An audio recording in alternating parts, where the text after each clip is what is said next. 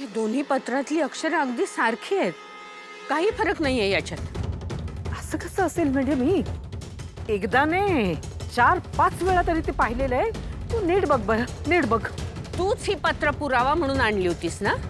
हो, बघ तुझ्या डोळ्यांनी आणि सांग काय फरक आहे याच्यात. खरंच सांगते मी तुला.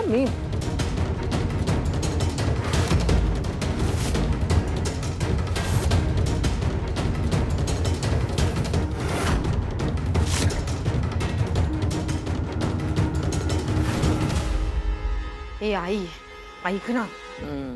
असं दुसऱ्यांच्या घरातून राहणं ना मला खूप सफोकेट करतं ग. काय करणार, त्या कमळीचं भांड फोडायचंय ना म्हणून. तर मी अजिबात आले नसते, सिरियसली सांगते. माहितीये मला, माझी तरी काय वेगळी अवस्था आहे का?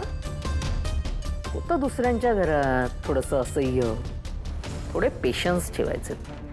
ती पत्र ठेवलीस ना नीट. नाही म्हणजे मी मागेन त्यावेळेस ती पत्र मला हजर हवी आहेत. कळलं ना? तुझ्याकडे हवी आहेत ती. हो मॅडम, सगळी पत्र अगदी व्यवस्थित माझ्या बॅगमध्ये आहेत. तू तुझी पत्रांची अस्त्र चालव व्यवस्थित. यस.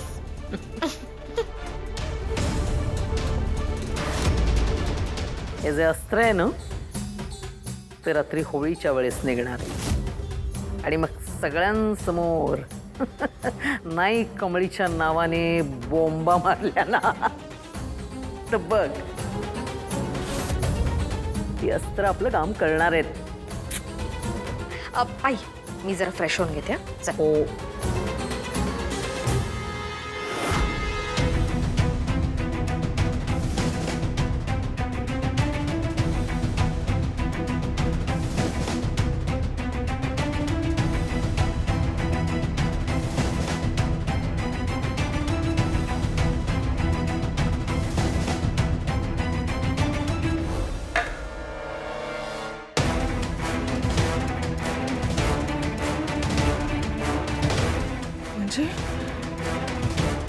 म्हणजे या पत्रांच्या जीवावर त्या दोघी माझ्या कमळीचं आयुष्य उद्ध्वस्त करायला निघालेत व्हय. आज या दोघी या घरात लय मोठा गोंधळ घालणार असं दिसतंय.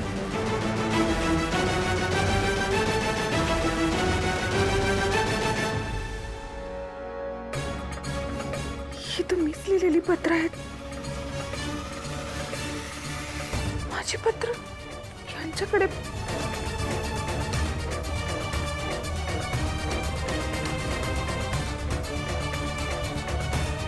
अरे देवा, हे तर माझं अक्षर नाही. हे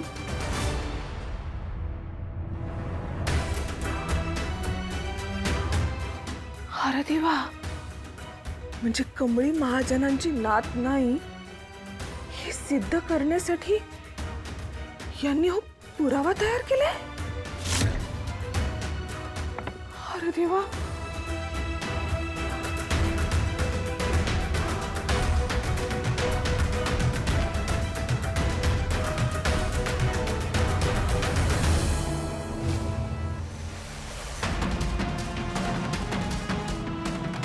होळीचा रंग.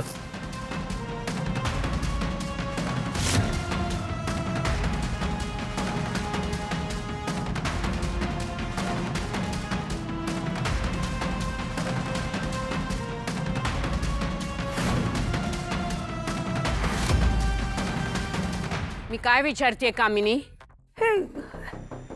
या दोन्ही अक्षरांमध्ये कुठे आहे फरक?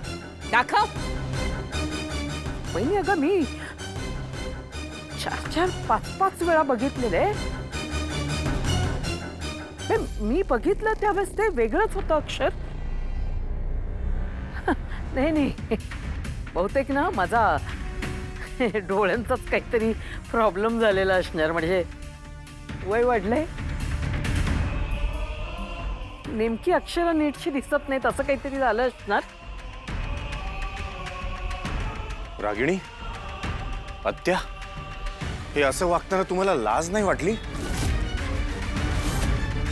तुम्ही गौरीने माझ्यासाठी लिहिलेल्या पत्रांचा सगळ्यांसमोर पंचनामा केलात. तुम्ही फक्त मलाच नाही तर माझ्या गौरीला आणि माझ्या मुलीला सुद्धा खोटं ठरवण्याचा प्रयत्न केला. अनिका, हा ना, मी माझ्या बाबांचं नाव का लावत नाही किंवा मी रजिस्टरमध्ये माझ्या आईचं नाव गौरी का लिहिलं नाही, ह्यो प्रश्न पडलाय ना हो तुला? पर अनिका, तुला हे माहित नाही का, माझ्या आईचं नाव गौरी असलं तरी आबा आमचं तिला सरोज म्हणतात. आणि तसंच सगळ्या कागदपत्रावर तिचं सरोजच नाव आहे, सरोज मोहिते. आणि म्हणूनच रजिस्टरमध्ये माझ्या नावासोबत आईचं नाव सरोज आहे. राहिला प्रश्न माझ्या बाचं नाव मला का माहीत नाही, तर माझा भाव कोण आहे हे मला आत्ताच थोड्या दिवसापूर्वी कळलं. होय, आणि सरू काकीसने बी आधीच माहित होतं की तुम्ही असलं काहीतरी उचापती करणार. तुमच्यामुळं कमळीला काही त्रास होऊ नये म्हणूनच त्यांनी इतक्या दिवस कमळीला तुमच्यापासून लपून ठेवलं. आणि आता जेव्हा ती तुमच्या समोर आली तेव्हा मी तुम्ही ही अन्नपूर्ण आजींची नात नाही हे सिद्ध करायला काय काय कारस्थानं करायला लागलंय.